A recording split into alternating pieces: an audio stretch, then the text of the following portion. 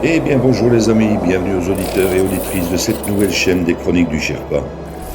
Comme vous allez le comprendre ici, nous allons faire non pas un retour vers le futur, mais bien un retour vers le passé, telle la machine du projet Looking Glass, afin de reprendre les événements en 2020 pour remonter l'actualité vers 2025. Je vous invite à me suivre au travers de mes très nombreuses analyses de situation qui ont rythmé ces dernières années au gré d'une multitude de sujets clivants concernant le plan divin et christique de l'Alliance et de la communication militaire Q. Du nouvel ordre mondial mort-né au nouveau monde et à l'âge d'or qui se profile à l'horizon, vous comprendrez un peu mieux ce plan militaire américain au travers de plus de 155 analyses écrites en temps réel et éditées en podcast par une très belle équipe d'âmes éveillées. Pensez à vous abonner à la chaîne et cliquez sur le pouce si vous en appréciez le travail. Merci à toute l'équipe Z qui œuvre sans compter ses heures pour offrir ces infos à l'humanité. Bonne écoute à tous et à toutes.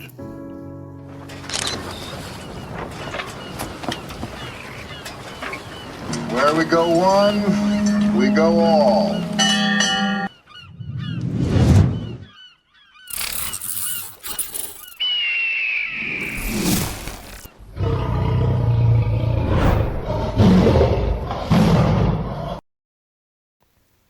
Analyse du 18 juin 2023.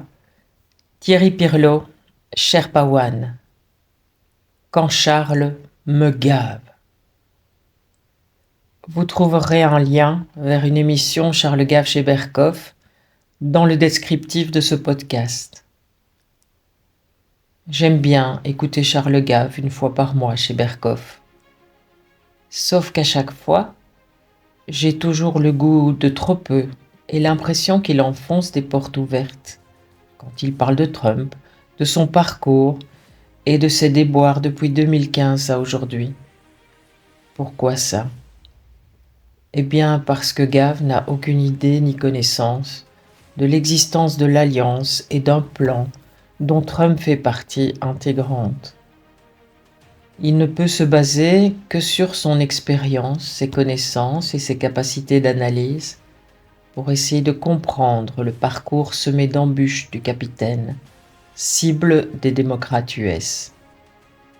Ce qui échappe à Gave, c'est que tout, je dis bien absolument tout, procède du plan et des tactiques militaires de l'Alliance qui se fondent sur l'art de la guerre de Sun Tzu. Il faut savoir qu'un président aux États-Unis fait en général 2 mandats de 4 ans, soit 8 ans. Pendant les 2 premières années, le nouveau président se relève doucement des coups reçus durant la bataille de la campagne. Le public, lui, est dans l'expectative et divisé en général, le temps que le nouvel arrivant prenne ses marques. Un peu comme quand tu débarques dans un tout nouveau job pour apprendre un tout nouveau métier. Les 2 années suivantes, le président prend son rythme de croisière et commence à mettre en œuvre les mesures promises dans son programme. À la fin du premier mandat, s'il n'est pas réélu, toute son action aura été vaine, car le suivant va s'appliquer dans la foulée à détruire tout ce qui aura été mis en place pendant les 2 années précédentes. Par contre, s'il est élu, pour 4 ans, c'est le jackpot, parce qu'il sera alors en mesure de faire tout ce qu'il a promis et appliquera son programme à 200 à l'heure au cours des 4 années suivantes. En général, les présidents font donc 8 ans à la Maison-Blanche. Or, Trump n'a eu que 4 ans, donc impossible pour lui de changer quoi que ce soit. C'est la vision de Charles Gave. Ce n'est pas celle des Anon de Q, et donc pas la mienne. Ma vision est que Trump, dès l'instant où il est monté sur le ring en 2016, en lieu et place d'Hillary Clinton, est entré directement dans le vif du sujet, sans perdre une seule seconde sur ces 4 ans à venir, étant le fer de lance d'une machinerie complexe, celle de l'alliance militaire.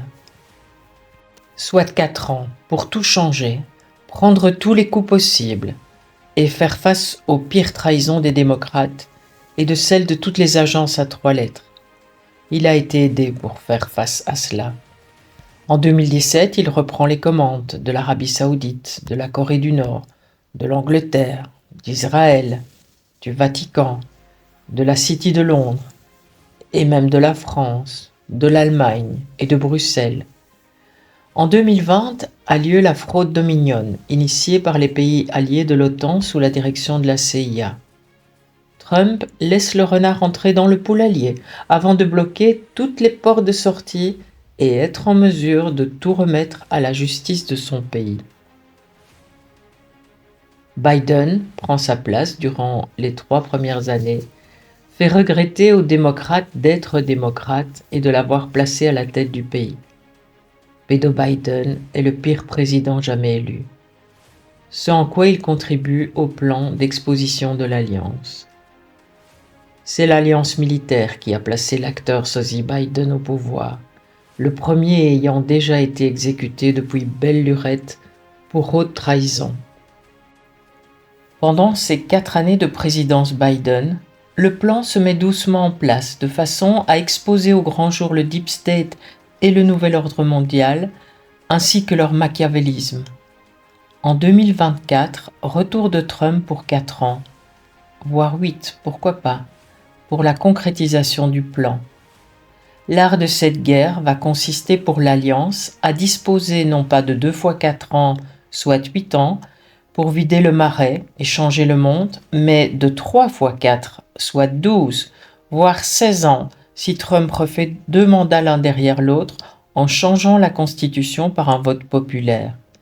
Vous le voyez, le lapin blanc? Il est tout à fait possible que depuis l'arrivée de Biden, Trump ne soit en fait jamais parti et qu'entre 2 parties de golf, il dirige les USA en coulisses avec l'armée depuis 2016. Ce qui serait cohérent avec un système de dévolution et de continuité du gouvernement en temps de guerre, suite aux fraudes de 2020.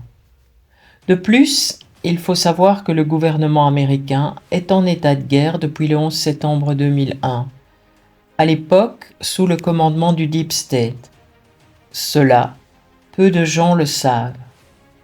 Trump aura donc fait 12, voire 16 ans au pouvoir lorsqu'il terminera le travail. Cet homme est un génie. Cela va nous mener en 2028, voire en 2032, fin du mandat de Trump ou de JFK Jr. Qui sait? Je vois la fin de l'histoire et le début de la nouvelle humanité possiblement en 2025, dès la première année du 2e mandat de Trump. Cette vision de l'histoire, ni Charles Gave, ni les géopoliticiens de plateau ne l'ont et ne peuvent tout bonnement pas la concevoir, à l'instar de tous ces médias, virologues ou encore astronautes, qui sont convaincus de détenir la seule et unique vérité, enseignée tout au long de leurs études supérieures biaisées. Juste se conformer au dogme, ne pas sortir des sentiers battus, ce qui tue dans l'œuf toute velléité d'imagination, d'ingéniosité et de rébellion. Pour ma part, je suis un autodidacte qui n'a besoin de personne, et encore moins de Charles Gave pour comprendre le monde qui m'entoure. Je fais partie de la minorité pensante, celle que personne n'écoute, mais qui change le monde de façon positive, pour espérer un jour changer l'histoire de l'humanité. Where we go one, we go all. Sherpa One.